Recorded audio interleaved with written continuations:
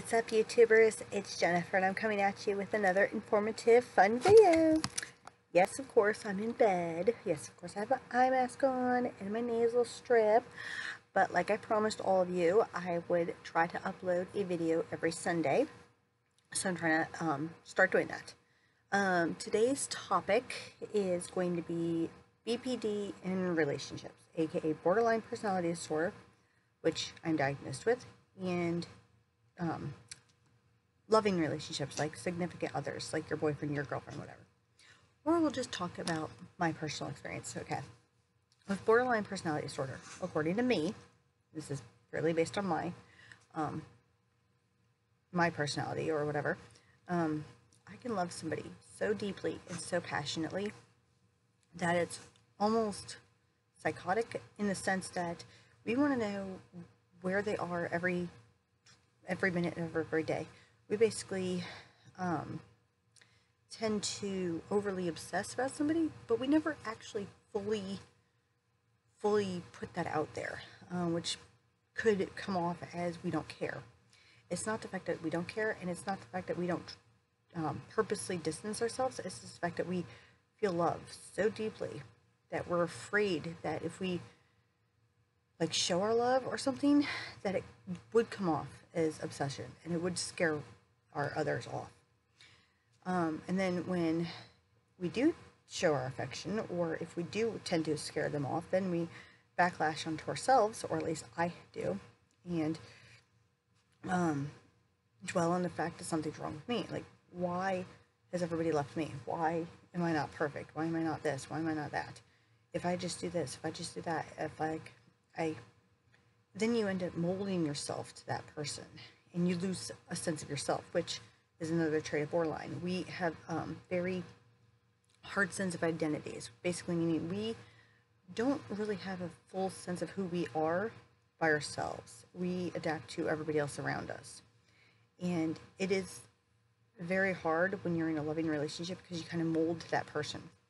Now, I understand when you're in a relationship with anybody, you do tend to take on common things from each other. I mean, whether it's bad or good. When I lived with my ex, who's an alcoholic, I ended up drinking more, a lot more, because he was an alcoholic and there's always alcohol around. And if I got, stressed out, if my anxiety heightened, I didn't want to do some other things. Trigger warning right here, trigger warning. I used to be a cutter, so when my anxiety would heighten, I used to cut. So that's my trigger warning, but if I didn't cut, I would drink. So I traded one bad thing for another. My current baby daddy is battling his own addiction problem. So when you have somebody who goes from my own sense, where I have a very bad sense of self, where I don't know who I am, I'm always critiquing myself, like I'm constantly sorry, I'm messing with my eye, my hair, I have a hair somewhere, but I'm constantly battling, fighting my own dark thoughts. And I always want somebody to rescue me. So when I am in a relationship, I want them to rescue me from my own dark thoughts. And when that doesn't happen, or when they don't live up to, I guess, my own expectations I've set up in my head, which are very irrational thoughts, then I get disappointed easily, and then I lash out. And not lash out physically, no, it's always like okay, perfect example, like my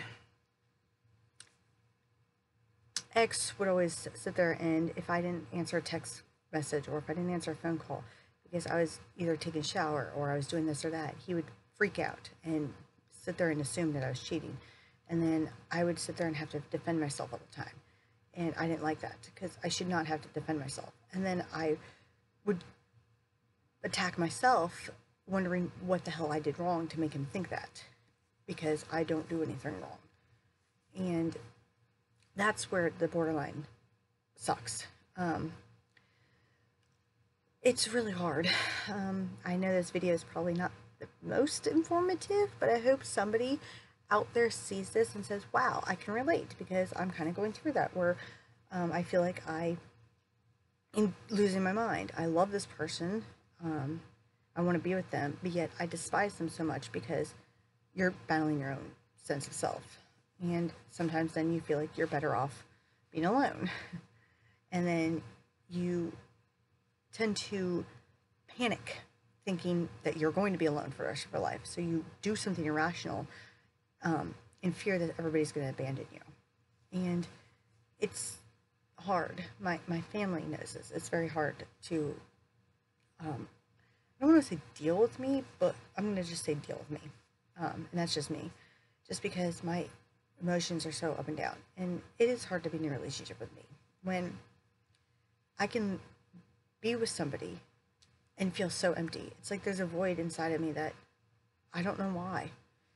And I always try to struggle to fill that void. And I don't know if it's because I have this perfect standard of a perfect relationship in my head. And no relationship's perfect.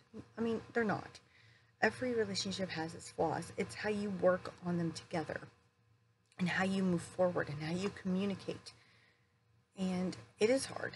I'm very open, communicative. I try to let anybody, whether I'm at work or in a relationship or with my family, I try to say, look, this is how I'm feeling or this is what I'm thinking, only because I have learned that it helps to be aware of my own feelings and thoughts.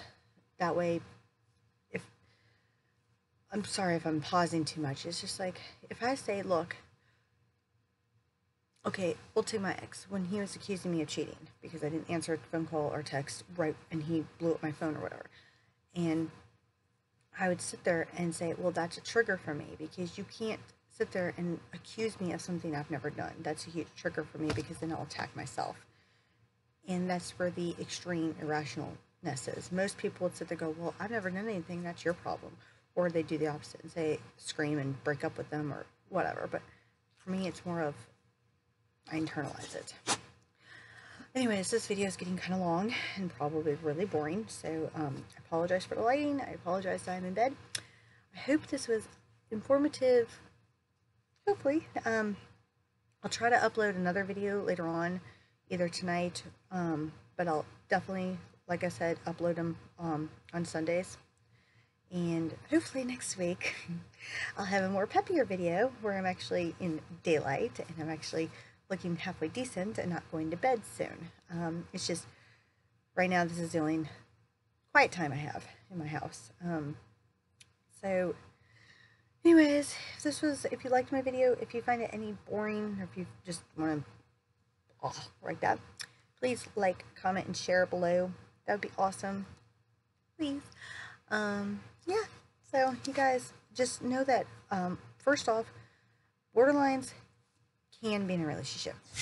They just have to know what their triggers are. They have to be very open, communicative, and learn that not everybody's out to get you. Think before you do something irrational. If you're gonna, your thoughts are always gonna go to the extreme. I mean, that's just something you kind of can't control, but you can control how you react to those thoughts. And that's what I'm still struggling with every day when somebody triggers me. So, all right, you guys are awesome. Please like, comment, and share below. That would be awesome. Thanks. Bye.